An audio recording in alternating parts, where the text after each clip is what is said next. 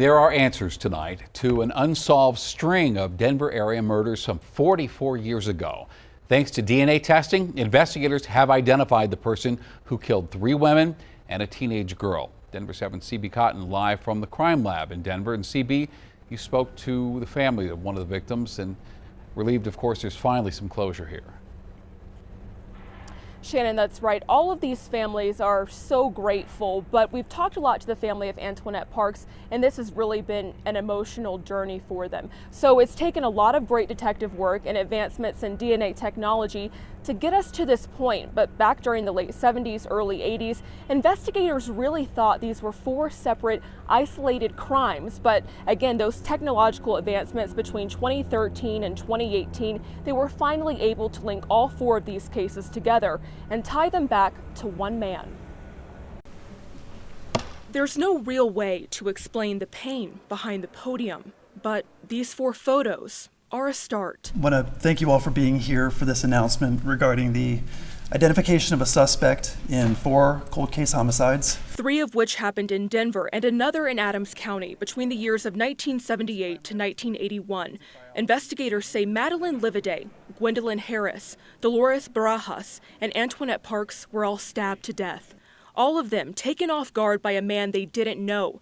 But now the world does. Joe Michael Irvin. Joe Michael Irvin, captured here in a photo by our partners at the Denver Post back in 1981.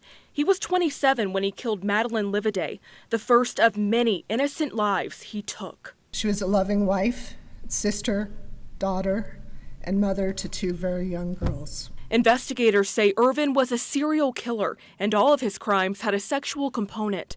Antoinette Parks was just 17 when she was killed and pregnant at the time. The sad part, he not only took 1 life, he took 2. Last week, her brother, George Journey, shared his relief with Denver 7 that a killer had been identified.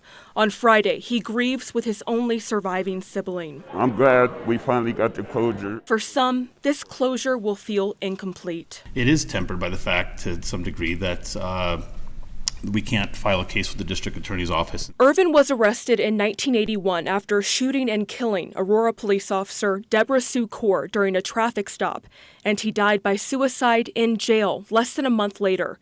But the loss of these 4 women needed an answer, and today the word was delivered behind the podium.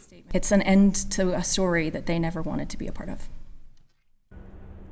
And Denver police said today that investigators exhausted all the means they had available to them at the time to try and solve these cases. They emphasized that it's really been the advancements in forensic DNA analysis that has led them to this point. In fact, the suspect's body was even exhumed last year for his DNA to be confirmed. Reporting live from downtown Denver this evening, I'm CB Cotton, Denver 7. Yeah, let's hope this helps those families. Thank you, CB. And as she mentioned, Denver police were able to solve these crimes through DNA testing. And looking closer tonight, Denver's cold case unit has tested samples from more than 1,100 cases over the past 18 years.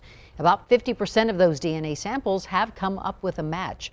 And from that testing, 130 criminal cases have been filed.